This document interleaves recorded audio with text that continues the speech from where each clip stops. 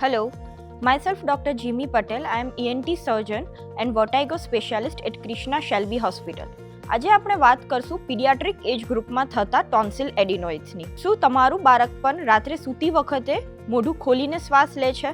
થોડું ઘણું ઠંડુ ખાવાથી કે સિઝન ચેન્જ થવાથી વારે ઘડીએ શરદી, ઉધરસ, તાવ આવવો કે ગળામાં દુખાવા જેવી સમસ્યા થાય છે? બીજા સિમ્ટમ્સ જેવા કે કાનમાં દુખાવો થવો, કાનમાંથી રસી આવી, કાન બંધ થઈ જવા, ઓછું સંભળાવું એવું રહે છે, તો આનું કારણ હોઈ શકે છે કાન અને ગળાની પાછળ વધતા જતા કાંકરા, જેને મેડિકલ લેંગ્વેજમાં કહીએ છીએ ટોન્સિલ એડિનોઇડ્સ. આવી કોઈ પણ સમસ્યા હોય તો આજે જ ક્રિષ્ના શેલ્બીની મુલાકાત લો, ENT કન્સલ્ટ કરી યોગ્ય ટ્રીટમેન્ટ મેળવો.